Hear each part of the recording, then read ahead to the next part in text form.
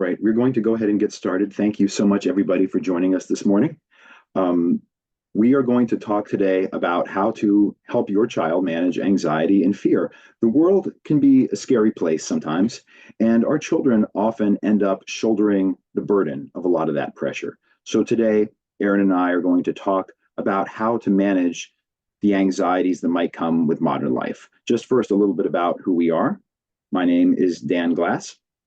I am a psychologist here at Sasko River Center. I specialize in anxiety, OCD, and related disorders.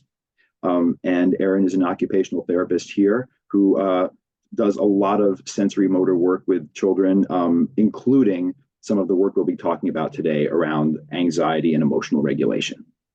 So, just a little bit about what we're going to cover today. First, we're just going to briefly discuss what we mean when we use the terms anxiety and fear from a psychological perspective. Erin's going to go into the background of occupational therapy and the sensory systems and how it relates to anxiety and fear. Then we're going to talk about some strategies that you can do ahead of time to ensure that your child is well prepared for situations where anxiety or fear might come up, both from the psychological and the occupational therapy perspective. And then we'll talk about some strategies for what to do when the fear actually comes up in the moment. So when I use the term anxiety today and Erin uses the term anxiety, we're talking about something a little bit different than fear, but related. We're talking about the apprehension of an upcoming threat. The threat is not there yet, but you're anticipating that it is. And this is an evolved functional emotion that can help us be vigilant. It helps us prepare for a future threat, and it helps us get ready to go into fight or flight mode. So it gets our body jumpy. And that's different than fear, which is a sympathetic nervous system reaction when the threat is actually in front of us. And that's that emotional and the physical response in your body that causes the oxygen to come in and the blood pumps to all of your muscles and it gets you ready to fight or run. Now, this was designed originally by evolution to help us out with situations that might arise in a natural environment, like a saber-toothed cat running after us. But as we know, there are a lot of other things in the modern environment that trigger off anxiety and fear. So right now in our modern society, when we see anxiety or fear, we see a bunch of different things, not just fight, flight, freeze, vigilance. We can see with children, and this of course is dependent on how old the child is or how old the teen is. Crying, anger, reassurance seeking, withdrawing from others. Of course, fight or flight, running away. Next, please. Of course, a lot of worry or fear. And sometimes children have the physical manifestations of anxiety. They might not say they're anxious. They might just say they have a headache or a toothache or a stomach ache. Of course, you see avoidance of situations, avoidance of new situations, of anxiety-provoking situations, trouble focusing, being restless, difficulty sleeping. These are just some of them, and I'm sure that you might have seen others as well. So let's talk a little bit about how anxiety is triggered in our modern day society. You might see it for performance related reasons, academics, athletics, kids worried about what other people are thinking of them. These are just some of them, by the way. Animal anxieties, bees, spiders, dogs, being separated from the caregiver. New experiences often trigger anxiety. I'm sure a lot of you have seen that with kids in your family. Changes in routines. We also have fears of bedtime, fears of being sick, being hurt, conflict at home, the dynamics in the family, fear of making mistakes, fear of perceived failures. Oftentimes, kids are afraid of things that they see in the media, being anxious about the scary movie that you might be watching. Sometimes the movie isn't even that scary. It's a Disney film, but the child is afraid. Fear of noises or crowds, fear of obsessive types of thoughts that, on the surface of it might not make that much sense, but they usually are related to one of the above domains. If you do the ultimate work about where those obsessive type fears are coming from. Next, please. So we're going to talk a little bit about the sensory systems in anxiety, about how maybe some of the things that Dan had just mentioned might affect the sensory system, and that can increase a child's dysregulation or their arousal, which can lead to some symptoms of anxiety or fear. So I'm just going to give a very brief background on sensory processing and our sensory systems. As we know, most of this information, we learn about it a lot in elementary school and as we get older. But basically, sensory processing is when we are exposed to a stimulus. It gets transmitted to our brain. Our brain processes it a specific way, and then we react to that stimuli. We have the 5 sensory systems that most people know about: smell, sight, hearing, taste, and touch. We also have 2 other ones, which are going to help us when we talk about our proactive and reactive strategies to um, anxiety and fear and how they affect our, physical well-being. But looking back on what Dan has talked about as some triggers, a crowded place definitely is an overwhelming sensory experience for sight, for hearing. When a child is experiencing a new food, they might be anxious around that food, and that will, if they have a really strong, sense of smell, that really strong new smell might cause them some anxiety and some worry. So these are some of the ways that the senses in general can affect your child's anxiety and worry around new things or just loud things or scary things that they're perceiving. When it comes to the lesser known systems, the vestibular and proprioceptive system, these are just kind of what we're going to be talking about with our strategies coming up. So I wanted to give a little bit of background on them. The vestibular system is located within our inner ear, and it helps us with our body control, our balance, our posture. It also is arousing, so that's why it can be really exciting to do a roller coaster ride, for example. And we'll talk about how like having increased arousal from an activity such as a roller coaster ride can also kind of amp up our anxiety. And then proprioceptive is basically our body's relationship to the muscles and joints. When they connect and talk to each other, it sends signals to our brain and tells us where our body is. And then with some deep pressure input from proprioception receptors, it also provides some regulating information to us. So think about like a deep tissue massage can be very regulating and help us feel a little bit more calm. So again, these are things we'll touch back on when we talk about proactive and reactive strategies to support anxiety with children. This is a really good example of our arousal. So we typically want to be in this kind of like green area here. Things happen throughout the day. So if this is starting at the corner here, this is our start of our morning, and then things happen to us throughout the day. Maybe our breakfast is not tasting the way we want. We got our morning coffee and they didn't just make it the right way that we like. And some of those things increase our arousal. But if we're in a good regulated place, we could pretty much handle all these bumps. When you have a child who's kind of more in this yellow line here, and they kind of wake up with a little bit more of a higher arousal or more in a dysregulated state because they wake up and those things that are happening to us, the smell of the coffee in the morning might be overwhelming, or we get to school and the classroom is just really loud. We're just less likely to handle all these little bumps throughout the day that naturally happen. And this can show up as these anxiety symptoms and these worries and these fears because we're already in a high arousal state, and all these normal things that are coming at us from our day are just making us extra uncomfortable. So this is kind of just an idea of what that chart is saying. You get up for your day, your child's listening to their favorite song on repeat, and that's starting to get to you a little bit. Maybe the microwave is beeping because somebody's making breakfast, the dog is barking about something outside, and we're just already, our arousals start to come up. And then maybe it goes back down on our drive to work. Then you notice that your sweater is a little scratchier that day, and so now you're going up a little bit more. You get in the car and now you smell something that's spilled on the floor that's maybe been there for 3 weeks, and now you're really just starting to notice that smell because you're already taking up your little roller coaster here. And then all of a sudden you get to your coffee shop and you realize they didn't make your coffee the right way, and it's just like a big explosion of emotion. Normally we're able to regulate ourselves throughout this day and still make it to the end of the day. Sometimes our kids are dealing with these, again, regular hiccups throughout the day, and then by the time they get home from school, it is appearing like they're having really big anxieties and worries, and it's just because they weren't able to handle all of these things that are going on with them throughout the day. So we're going to talk about some strategies that you can use before the anxiety attack or the fear happens in the moment, and we'll talk later about what we can do if it's already come up. At any point during this, if you have any questions that we're not covering, please put them in the chat. There's two different functions. You see the Q&A box. We're actually going to use the chat box instead. I did notice that one question already came through Q&A. That's all right. We will try to answer that.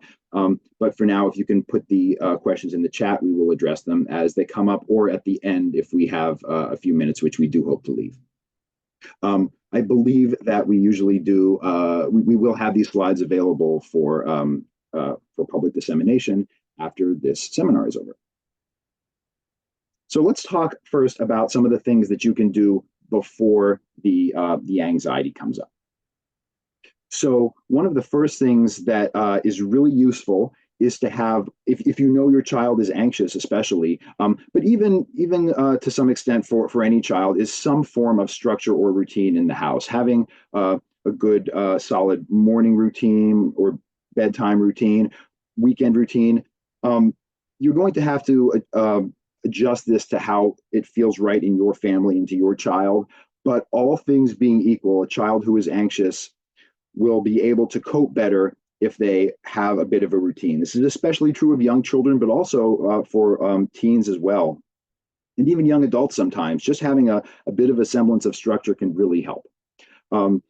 Also, if you can go back one, Erin, we have a few other things that can be really helpful. Proper diet and exercise have an especially strong effect on the mood and can lift mood. And oftentimes, parents of younger children or kids who are very active or may have ADHD might recognize that when a child has eaten better, the child is satisfied as opposed to hungry, or has had some exercise that day, they might be less prone to outbursts of emotion. Not overstructuring your children, not having an overscheduled day is another huge just way to keep children a little bit more regulated. Imagine a child, wakes up first thing in the morning, puts their snack together for school, runs out for the bus, goes to school all day, goes straight to a sports practice after, comes home, goes to an extracurricular activity like dance or piano, and then comes back and does their homework and goes straight to bed. You can imagine some of you might live that way, but that's a very tricky thing to do. And sometimes when I hear how children's schedules are laid out throughout the week, I get tired just hearing about it. People need time to decompress, and children are no different. So having a little bit of unstructured time that they can unwind, play outside, do whatever they want to do is actually very helpful for a child most of the time. Next, please. So here are some things that you can do ahead of the the anxiety-provoking event or the fear-provoking event. First of all, being proactive, planning ahead, and talking it through with your child can go a long way. So imagine that you are taking your kid to a sports tryout, for example, and you know from past experience that your kid might get very anxious in those kinds of situations. Then it would be a great opportunity the night before or in the car on the way over to talk about in a way that your child doesn't feel that they're being criticized or anything, but just in a supportive way. So I know this is kind of tough for you, and I was wondering how you're feeling, and the child can let you know, and you can sort of talk through, well, what will you do if this happens? What if you feel like you've made a mistake?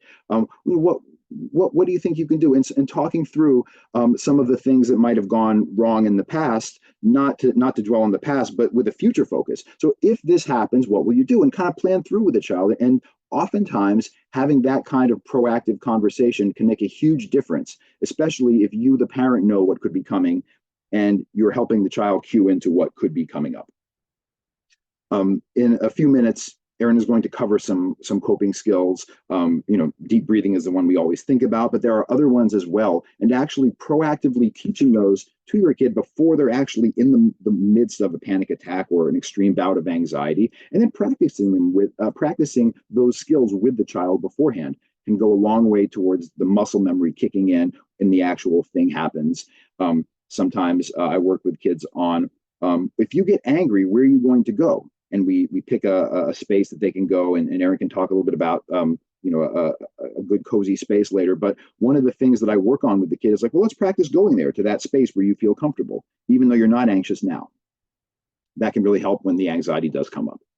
Practicing or encouraging and fostering what we call a growth mindset is actually really useful, because a growth mindset is the idea that if you make a mistake, it's okay because you're learning, and you're not perfect at everything because you still have work left to do, and we get better, and failing is a way of growing stronger, as opposed to what's called a fixed mindset, where we say, well, I'm just no good at things, and that's no good, and so I failed, and that means that I stink.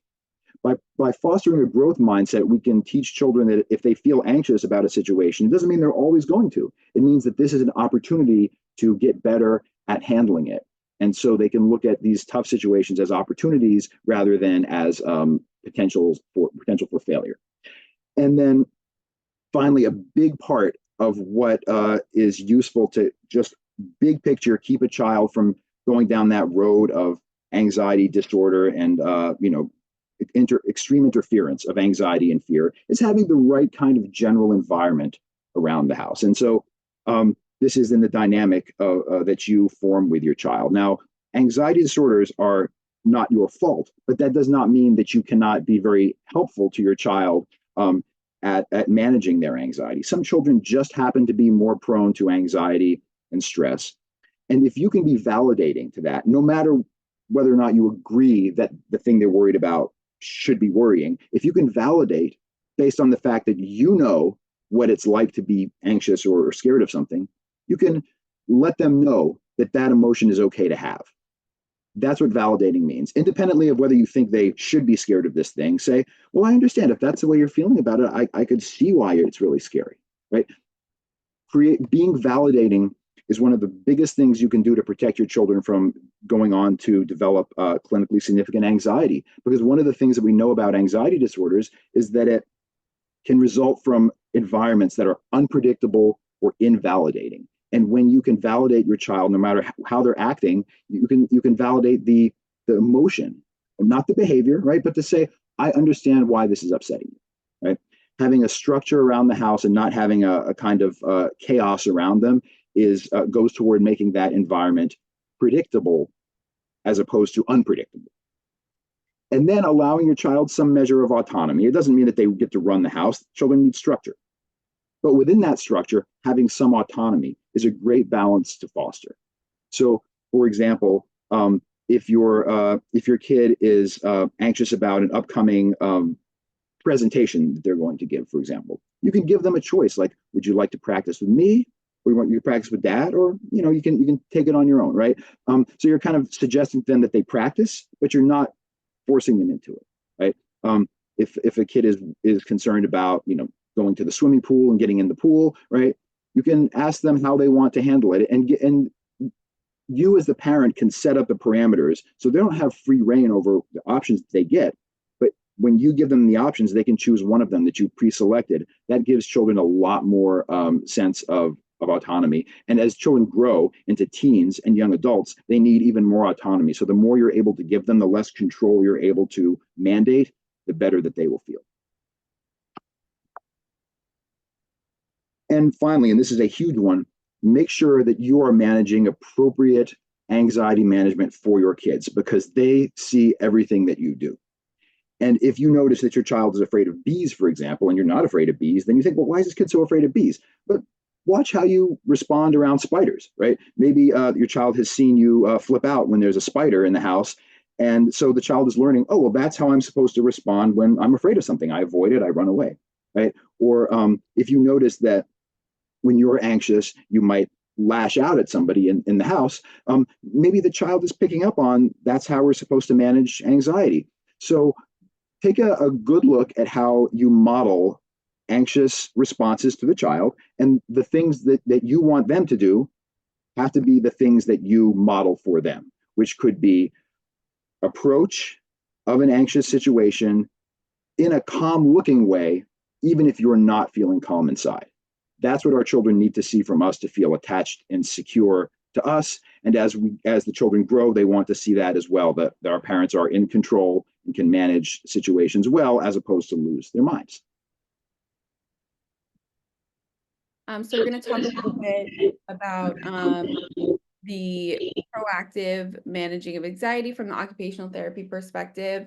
In this part, we're going to be talking a little bit about what does it look like when my child has maybe low arousal or high arousal. So you know what it looks like. That way you can help them by proactively managing their level of regulation and arousal so that we don't have as many like ups and downs in that, like what that was in that picture earlier. So to start, we'll see what does a child look like that has low arousal. And just because a child has or appears to have low arousal, that doesn't mean that they're always in a calm and relaxed state of being. Sometimes low arousal could just mean that they need to activate their systems a little bit more to have some more attention or to get their body moving. What is, you say like a body that's in motion stays in motion. So sometimes when a child has been sitting for a long period of time, perhaps at school or doing homework, and they appear kind of laggy or fatigued, that doesn't mean that they want to be that way. And maybe they want to go out and play with their friends, but they just need a little bit of support to get their body feeling in a good place to like go out and enjoy some outdoor time, some downtime. So you can, talk to them about what their body looks like when they have low arousal.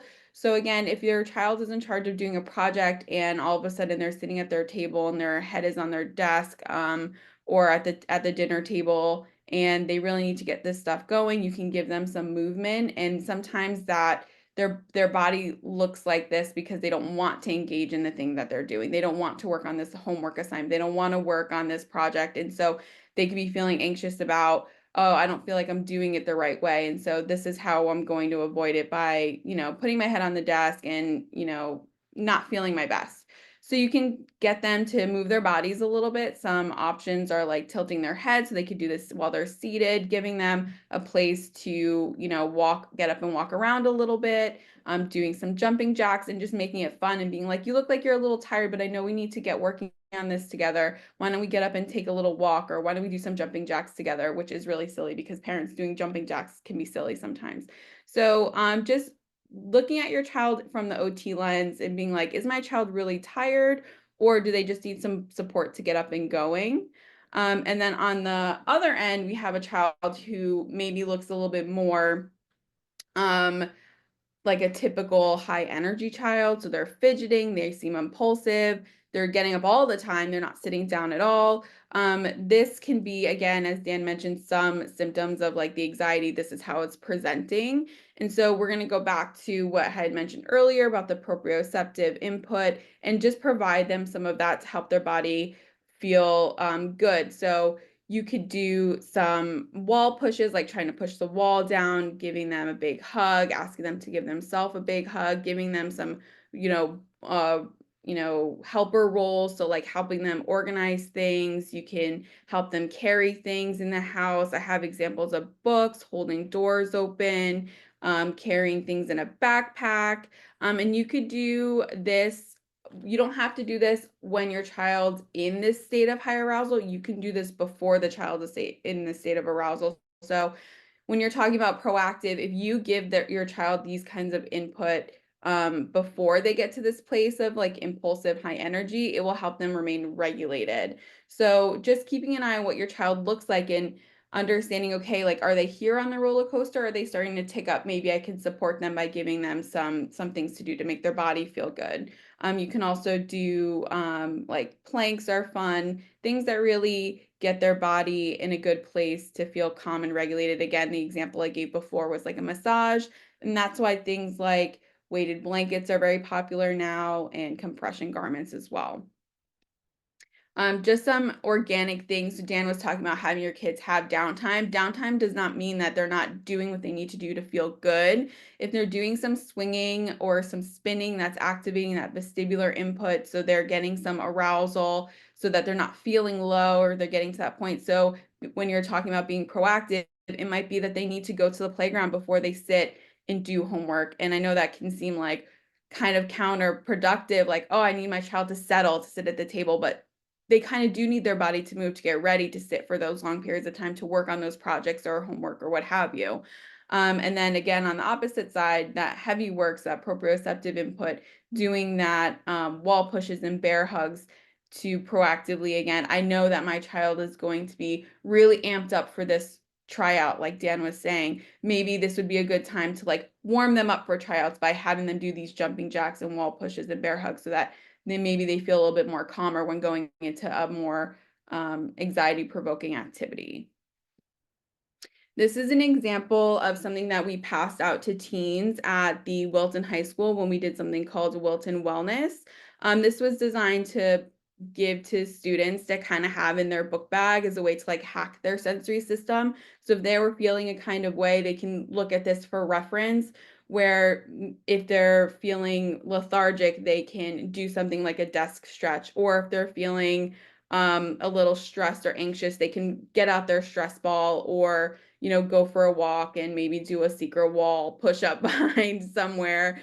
Or we talked about touch as a good way to help when you're feeling anxious. So we use petting a dog as an example, but that makes you feel calm when you're sitting with something. A lot of times fidgets can be a texture like Velcro, for example, or kind of scratchy. And it just kind of brings your attention to what you're doing. It helps ground you and also helps with your anxiety if you're feeling stressed. And then, as Dan mentioned before, respiration is a great one. If you're feeling super anxious, taking a moment to ground yourself, feel like your body's moving too fast, and take some deep breaths to help ground you. Again, this is something to be proactive. So this was something that you can hand your child, but then also talk about these things beforehand and let them know that this is here for them and they can refer to it. And as long as you're practicing it with them and they know what to do in the moment, you can support them proactively. So now we're going to talk a little bit about managing anxiety specifically in the moment or right after there was a big event. So to start, we'll talk about de-escalation strategies, because I know when our children are at this place when they're really not wanting to listen to us, or that communication center of their brain has just shut down, nothing you say or do is supporting them in the moment. So how can we help those friends? And you can redirect them to a quiet corner. I have some images later on in the presentation to talk about what a quiet corner could look like in your home and when to use it. Once you have a quiet corner established with your kiddos, you can direct them to that, but you don't always have to direct it in times of crisis, as Dan was saying, like good modeling beforehand and being proactive. So it would be something where maybe the child has a reading assignment, they can go to their quiet corner to do that. But then in the moments like this, you can say, I can tell that you're feeling a little angry because I see your face is doing this, your hands are doing this, your breathing looks like this, your voice sounds like this, any one of those examples, and say, maybe this would be a good time to go to your quiet corner, and just redirect them there as, again, not a place of punishment like a timeout, but more of a place of like, this is where you can go and calm down, and it's kind of your design and it has all the things you like in it to help regulate them. And as Dan mentioned, again, validating their feelings in the moment is just as helpful as validating their feelings beforehand. So saying, I can see that you're upset. I understand, like, what is making you upset? That sounds like it was really scary. I'm sorry that that happened. Let's talk about it, or we can talk about it later after you've calmed down, and help them identify their feelings, especially if they're little ones or older ones.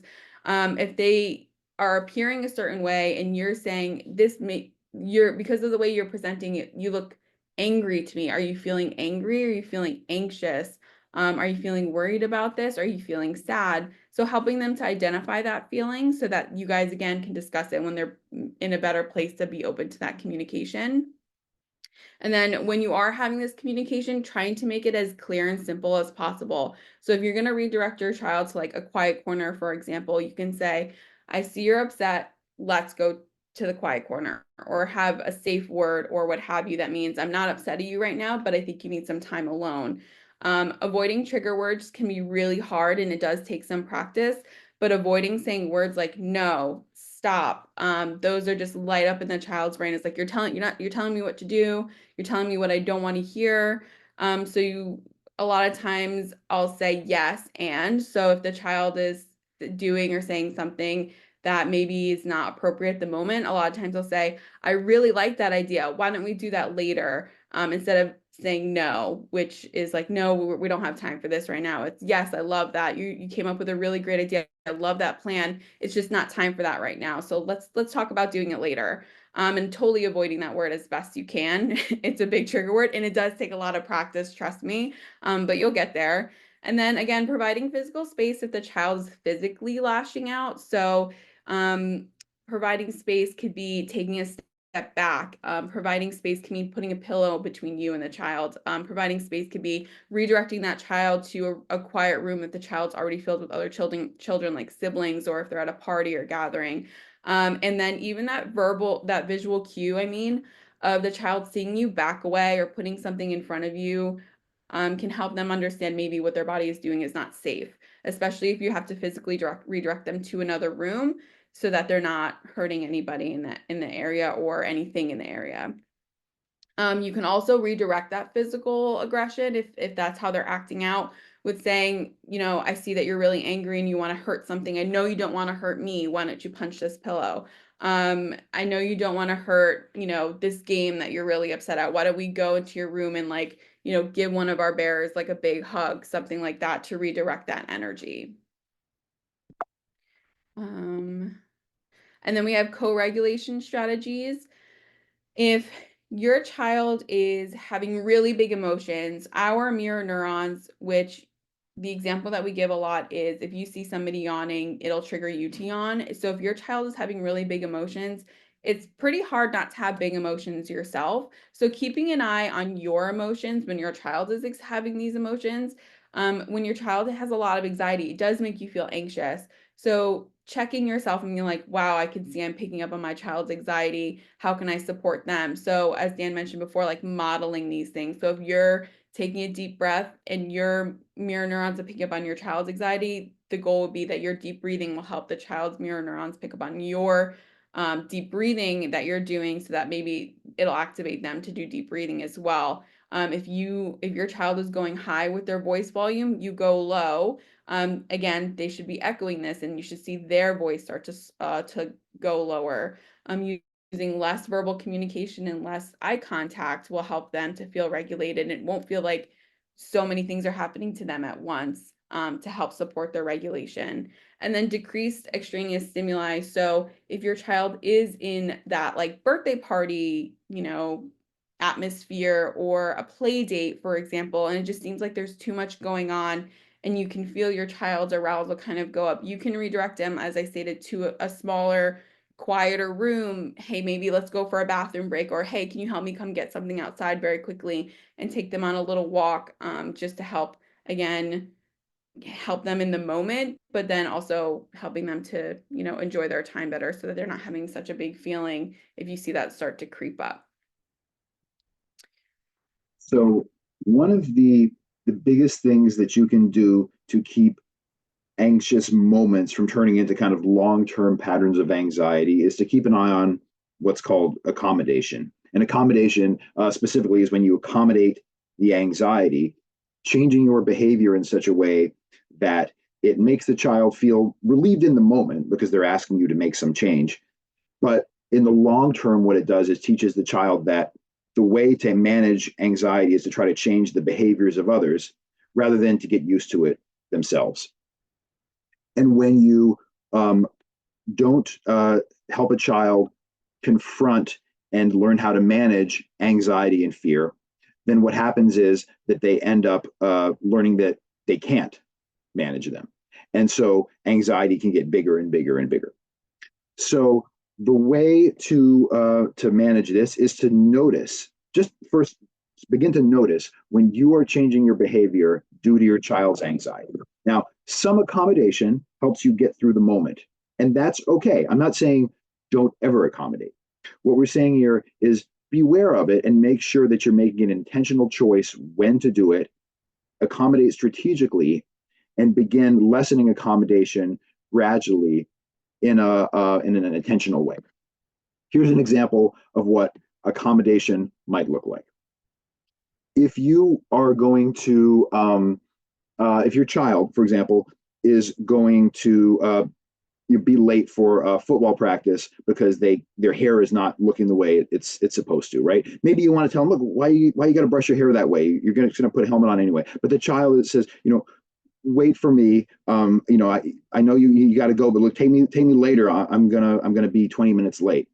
You know, accommodating would be, all right, honey, I'll take you. Just hurry up. Not accommodating would be, so I do have to leave right now.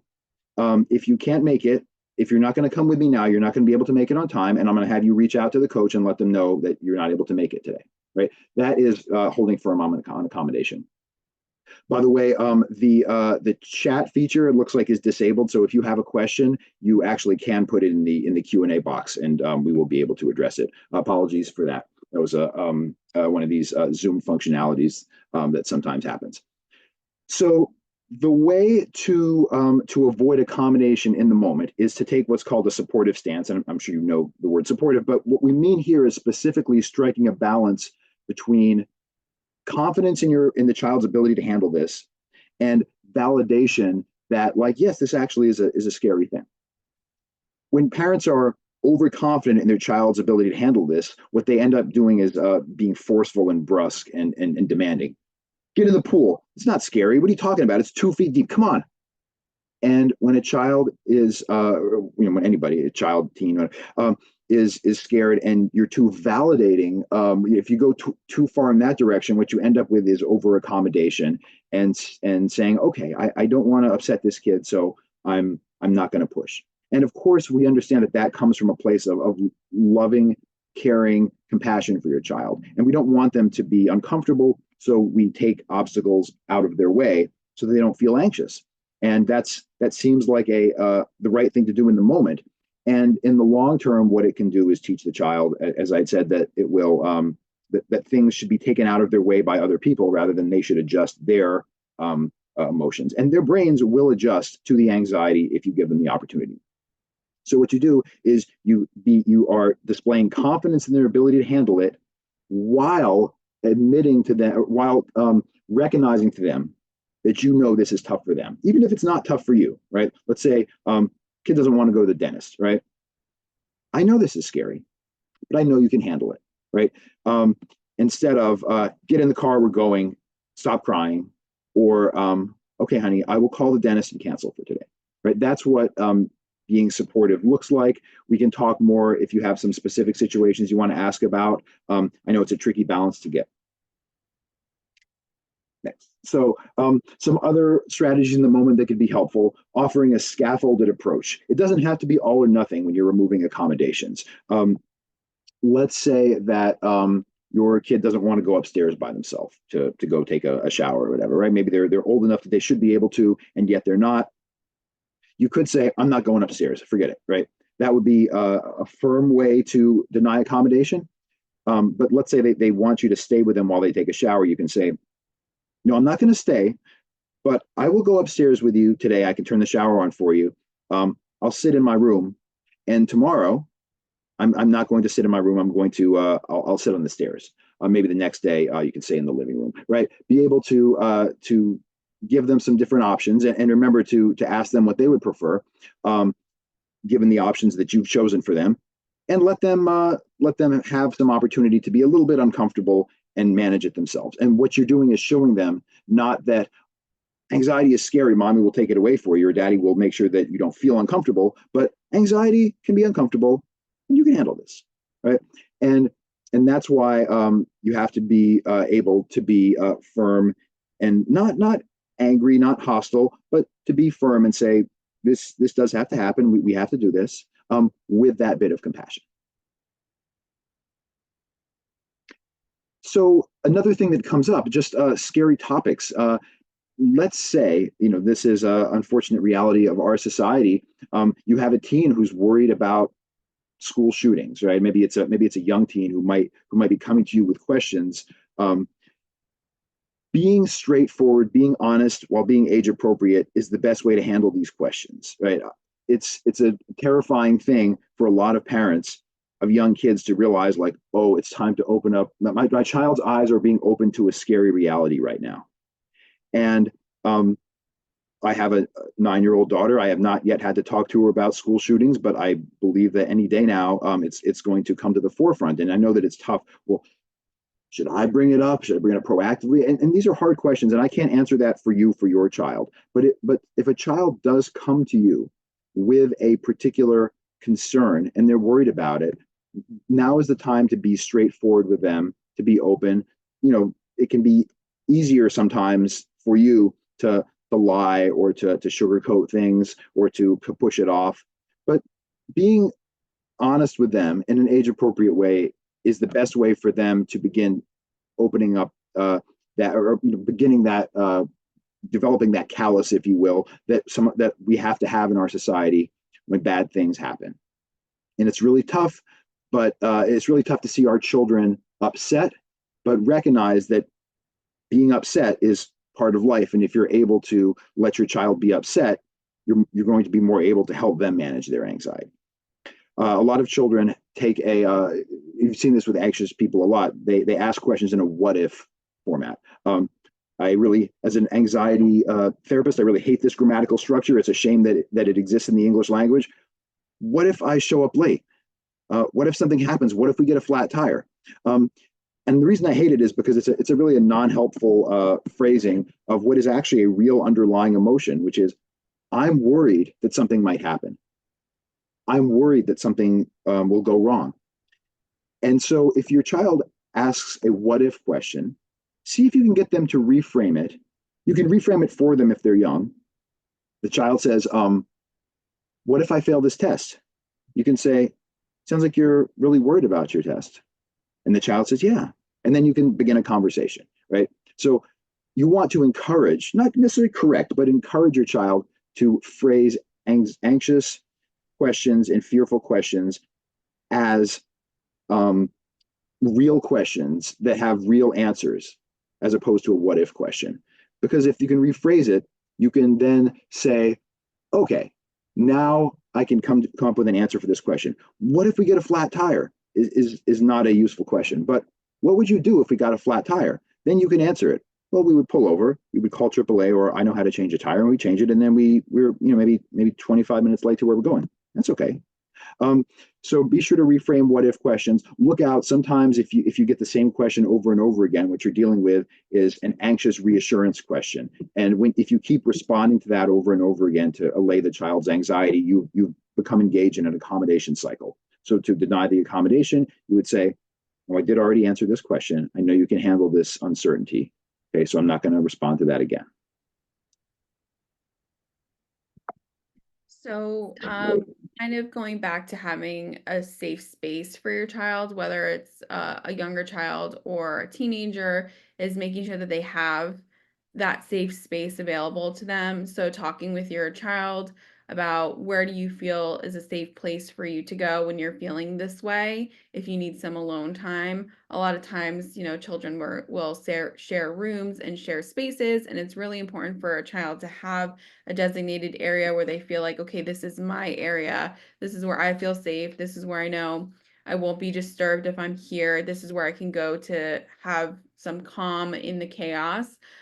So for little friends, a cozy corner, if you have the space, you don't need to have too much space. As you can see in the picture kind of up on the top there, it's a little corner of a bedroom, it looks like, that didn't really have too much use before, but now is kind of like a little reading area for the child. Or it could be something as fancy as a designated tent area.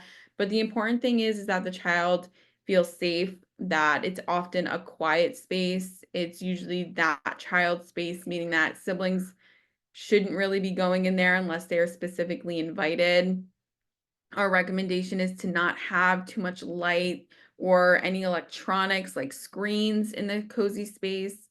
As if they're reading, having a good reading light, but often not too bright.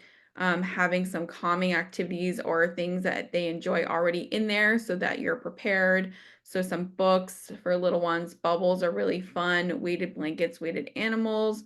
For teens, I do definitely recommend books or fidgets. A lot of times, even older kids still like those things like Play-Doh, things like that. I probably wouldn't recommend slime in a cozy corner because it can get a little too messy. But just talking with your child about like, hey, I noticed you don't have this space. Like, do you want to make one, and seeing, what comes of that conversation. Another example for, reactive strategies is like after the meltdown, is when the child is making those choices that you feel are like safe and regulating. So if they do choose to go to that safe space, or to walk away from a disagreement, or to go to a quieter area and gather their thoughts before talking about it again, you can give them lots of praise and providing them options to support their regulation. So as we said, redirecting them to those places if they're not doing them on their own. And then again, if their actions were hurtful to others, then when they're in a more regulated place to hear the conversation, you can help them by restoring that relationship. Usually it involves maybe an I'm sorry card, or a repairing whatever was broken, and coming up with a plan to make sure that all of the relationships are repaired and nothing's left to kind of like fester afterwards. So, of course, a lot of you are wondering, how do I can I handle this on my own? And the answer is, it is possible to handle most child anxieties and fears on your own, because anxiety and fear is a developmentally normative thing that happens in children, and parents do have the ability to manage these if you feel like you can manage these strategies that Aaron and I have been discussing. And also, there are going to be times when you feel like, due to the intensity of the situation, how dysregulated your child gets, that you might want to get professional help with this. And individual therapy for your child is the one that most parents think of, and of course that's helpful. But I would like to put in the strongest possible recommendation for thinking about parenting work, in addition to, or sometimes even instead of, individual therapy for the child, at least at first. And here's why: the things that we do as therapists with a child, we can do for 50 minutes once a week. Right? With occupational therapy, sometimes it's twice a week. If you know how to do those same things, and there's nothing that we do that you can't learn how to do as parents, then the child gets a huge amount of that the entire week long. And that is a lot more powerful than just 50 minutes a week. And so, what we recommend is learning these strategies for yourself. And I have a couple of book recommendations that I'd like to make in a few minutes, and I can pass them on to you. But if you feel like you need to work with a parent coach who can tell you how to enact some of these strategies, then we have plenty at Sasko River, and there's a lot of other ones in this area as well. So do not underestimate the importance of you learning the strategies and passing them on to your children. Of course, you can do OT with a therapist like Aaron, and I put psychiatric intervention at the bottom because a lot of times what we want to do is to leap first to the medication.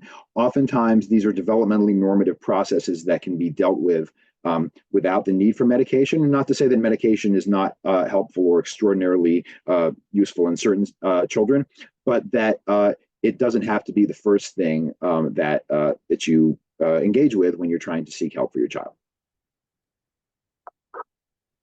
And then the last thing that I mentioned is trying different things in order to figure out what works best for your child. We gave a lot of different kinds of strategies, but it really is dependent on who your child is and what their body needs and what their brain needs to feel good. So try a few different things. If a cozy corner is not for them, then we need to figure out what works best for them to move their body into a situation where they're safe and they're keeping others safe.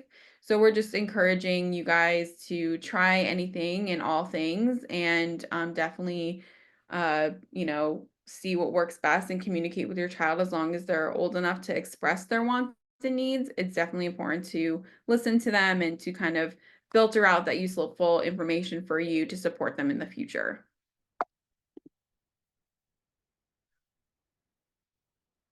So that is the end of our presentation. If anybody has any questions, you can put them in the chat. I know Dan said you wanted to mention some helpful books. Yes. So thank you, everyone. One of the questions was about a book that can help with validation. I'd like to recommend The Power of Validation by Dr. Karen Hall. Karen is spelled Karyn. But if you look up The Power of Validation, you will find this book. It's got a cute blonde kid giving a thumbs up or something on the cover. I haven't read it myself, but I do know that it's a highly rated book that really does discuss exactly what we're talking about here, as well as relating this to a larger kind of set of examples, not just anxiety, but also bullying and other kinds of things that children come across. This title and the next one I'm going to recommend are not on the slides right now, but when we send them out, they will be. So you can write them down if you want. And we're also going to send out the slides and share them, and we'll add these. The Power of Validation. To get help for managing children's anxiety in a supportive way, as opposed to being too accommodating or too demanding, I recommend to everyone, to every parent of an anxious child, a book which is called, I always get this wrong, Breaking Free of Child Anxiety and OCD by Eli Leibowitz. Breaking Free of Child Anxiety and OCD. It's a very readable, kind of short book that has a parent intervention that doesn't involve the child at all, basically. You're changing how you respond to the child, not asking them to change anything. And by changing the way you respond, you can have huge impacts on their clinically significant anxiety and OCD. There is a question about teen panic attacks. I don't have something in hand right now, but if Erin can take the next question, I'm going to look up a recommendation for you while we are here. I was going to recommend, sorry, I was just going to recommend another book that could be good, which kind of goes into more of a parent-friendly idea behind like the sensory systems to support regulation and anxiety, which is A Moving Child is a Learning Child. It's very, I forget the name of the author. I will add it to the slides, as you said, and they'll be up when the slides are available. But it's very parent friendly and kind of gives, again, more kind of tips and tricks into like identifying what the child looks like when they're in these higher arousal states that can lead to anxiety, to support them in the moment. So that's a good one as well. I did a quick search for some panic books. I would not recommend anything without having looked at it myself. So I wanted to give you a sense of how to find a book on this that you should be looking at. So there are very well validated ways that we manage panic attacks in the realm of cognitive behavioral therapy. It involves some combination of getting used to the physical sensations, sometimes, oftentimes bringing them up on their own. Like if you feel dizzy during a panic attack, actually inducing dizziness on your own, for example, to get used to just the stress that's associated with that symptom, and doing the same thing for the other panic symptoms.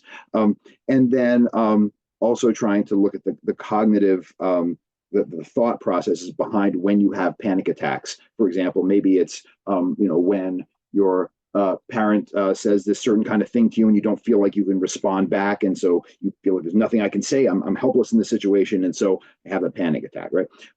If you look for a book, if you do a Google search for like panic attack book for teens, you want to find a book that approaches things from a CBT or cognitive behavioral therapy perspective, and does what they call body exposures or interoceptive exposures to those sensations. And if you find one like that, then you're probably finding one that's working from an empirically validated perspective. Another question is about intensive, what they call an IOP, or intensive outpatient programs. There are a few in this area, IOPs, that are focused on anxiety. Now, an IOP is one level of care up from an individual therapist. And an individual psychotherapist you might see once, maybe twice a week. And if a kid needs more therapy than that, you go to what's called an IOP, which, as it sounds like, is an outpatient program. Usually they meet a few hours, maybe 4 times a week, 5 times a week, something like that after school. Those are you know the type of program itself is a good one. You may have to do a little bit of research just to make sure that any particular one that you're interested in is a good fit for your child. You can certainly email me at this email address here if you have any questions about specific programs in the area and whether or not they are a good fit for your child. But in general, what they would be doing is the same thing that an individual therapist might be doing, but more of it. A lot of times it's more skills based or more practice based. And so it is a very good program for those who, for one reason or another, need more of the individual therapy and are not able to get it. Sometimes these are oftentimes they're group therapies. Other times there's a individual and a group component to them.